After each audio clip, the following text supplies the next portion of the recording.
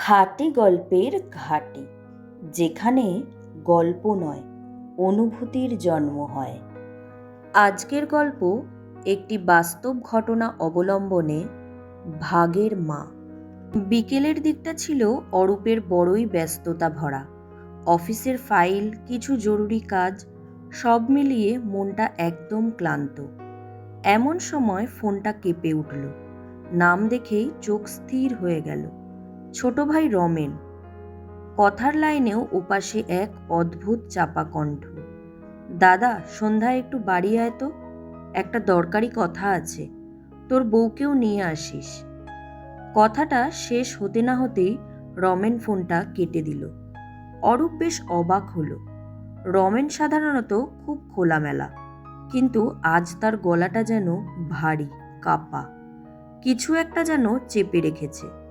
সন্ধ্যা নামতেই অরূপ আর তার স্ত্রী সুলগ্না ধীরে ধীরে রমেনের বাড়ির দিকে হাঁটতে লাগল। দুজনেই পিঠোপিঠি ভাই, একই বাড়িতে জন্ম, একই উঠানে খেলা, কিন্তু এখন জীবনের টানে সংসার আলাদা। দুই ভাইয়ের দূরত্বটাও বেড়েছে, শুধু বাড়ির দেওয়ালে নয়, জীবনের হিসেবেও। দরজা খুলতেই রমেন এক গ্লাস জল এগিয়ে দিয়ে বলল, দাদা বসো। কিন্তু এই বসার মুহূর্তে অরূপ বুঝল কিছু একটা ঠিক হয়েছে।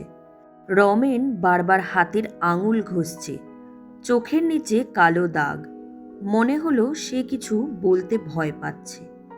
অবশেষে রমেন নিচু গলায় বলল, দাদা, মা অনেক দিন হলো আমার কাছে আছে। ইদানিং খুব অসুস্থ হয়ে পড়েছে, হাঁটতেও পারে না। একজনের পক্ষে সব সময় দেখাশোনা করা খুব কঠিন হয়ে যাচ্ছে। সুলগ্না চুপচাপ শুনছিল। অরূপও মনোযোগ দিয়ে শুনতে লাগলো। রমেন আবার বলল, ভাবছিলাম যদি মাসে মাসে দুজনেই মাকে দেখতে পারি, 1 মাস তোর কাছে, 1 মাস আমার কাছে।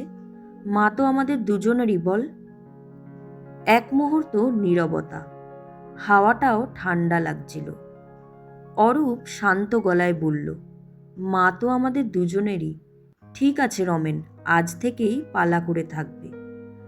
রমেন স্বস্তির নিঃশ্বাস ফেলল, কিন্তু সুলগ্নার মুখ ভার হয়ে গেল। অরূপ ও সুলগ্না বাড়ি ফিরছিল নীরব পথে, কিন্তু সুলগ্না আর চুপ থাকতে পারল না। যখন মা কাজ করতে পারত তখন তো ওদের সমস্যা হয়নি, এখন অসুস্থ হয়েছে বলেই ভাগ বাটোয়ারা। অরূপ ক্লান্ত গলায় বলল, যাই হোক, এখন থেকে পালা করে মা থাকবে। সুলগ্না ঠাট্টার মতো স্বরে বলল, তুমি কান খুলে শুনে রাখো, আমি কিন্তু দেখাশোনা করতে পারবো না। তোমার মা তুমি দেখে নেবে। অরূপ মাথা নিচু করে বলল, ঠিক আছে। পরদিন সকালে শান্তিদেবী ধীরে ধীরে রমেনের বাড়ি থেকে বের হলেন। বয়স 80-র কাছাকাছি, চোখে ঝাপসা দৃষ্টি, হাঁটলে হাঁটু কাঁপে, শ্বাস নিতেও কষ্ট হয়, তবুও মুখে হাসি। অরূপ দেখে বলল, এসো মা, সাবধানে, চলো হাতটা ধরো। সুলগ্নার মুখে কোনো হাসি নেই, কিন্তু মুখে বিরক্তি স্পষ্ট। মা ঘরে ঢুকতেই সুলগ্না বলল, মা, জুতোটা বাইরে খুলে আসবেন, ঘরটা বারবার নোংরা হয়। শান্তিদেবী নিচু হয়ে জুতো খুলতে গিয়ে একবার পড়ে যাওয়ার মতো হলেন। অরূপ দৌড়ে গিয়ে ধরে ফেলল। মায়ের দিকে তাকিয়ে তার বুকটা ধক করে উঠল। এই তো সেই মা, যে নিজের খাবার বাঁচিয়ে আমাদের খাইয়েছিল। ঝড় বৃষ্টিতে অফিসে যাওয়ার জন্য যেদিন বুট ভিজত, মা শুকনো কাপড় দিয়ে মুছে দিত। আর আজ মা এত দুর্বল।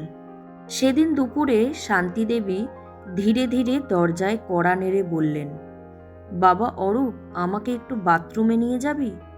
বৌমা তো ব্যস্ত, যেতে পারবে না। সুলগ্না তখন মোবাইলে রিল দেখছিল, মাথা তুলেও তাকালো না। অরূপ দ্রুত এগিয়ে এলো, চলো মা, চলো। মাকে ধরে বাথরুমে নিয়ে গিয়ে বাইরে দাঁড়ালো। এমন সময় ট্রিং ট্রিং, অরূপের ফোন বেজে উঠল। তখনই একটা দরকারি কাজ এসে পড়ল। অরূপ তাড়াহুড়ো করে বেরিয়ে গেল। তার খেয়ালই নেই মা এখনো বাথরুমে বসে আছে। 3 ঘন্টা পর ঘরে ঢুকতেই দরজার কাছে মা, একই অবস্থায়, একই জায়গায়, হাত পা ঠান্ডা, চোখে জল টলটল করছে, কিন্তু মুখে কোনো অভিযোগ নেই। অরূপের বুক ফেটে গেল। সে চিৎকার করে বলল, মা, মা, তুমি কিছু বললে না? মা শুধু বললেন, বাবা, ভাবলাম তোকে বিরক্ত করব না। এই কথায় অরূপের ভিতরটা হু হু করে উঠল। সেই রাতেই মায়ের অসুখ বড় রূপ নিল। ডাক্তার এসে অনেক ওষুধ দিলেন, কিন্তু কোনো উন্নতি হলো না। অরূপ দিন রাত মায়ের কাছে, কিন্তু সুলগ্না দূরে দূরে। মায়ের চোখে বারবার একটাই প্রশ্ন, আমি কি বোঝা হয়ে গেলাম? কয়েক সপ্তাহ পরে এক শীতল ভোরে শান্তিদেবী শেষ নিঃশ্বাস ত্যাগ করলেন। মায়ের মুখে শান্ত হাসি, হাত দুটো বুকে রাখা। অরূপ ভেঙে পড়ল। রমেনও এলো। 2 ভাই একসাথে কাঁদল বহুদিন পর। কিন্তু মায়ের জীবনে যে দূরত্ব ছিল, মৃত্যুর পরে কি সেটা মিটিয়ে দিল? শ্রাদ্ধের পর টাকা পয়সা, গয়না, সোনাদানা সব কিছু টেবিলে সাজানো হলো। রমেন শুরু করলো, দাদা, এগুলো এবার ভাগ করে নেওয়া দরকার। অরূপ মাথা নেড়ে বলল, হ্যাঁ, যা আছে ভাগ করে নে। সব কিছু ভাগ হলো। মা নেই, কিন্তু তার শেষ স্মৃতিগুলো কাগজের হিসেবে চলে গেল। ঠিক তখন সুলগ্না বলল, একটা কথা আছে, মায়ের চিকিৎসার জন্য অনেক টাকা খরচা হয়েছে, ওটাও তো ভাগ হওয়া উচিত, নাকি আমরাই সবটা দেব? রমেন হতবাক, মায়ের চিকিৎসার খরচও ভাগ?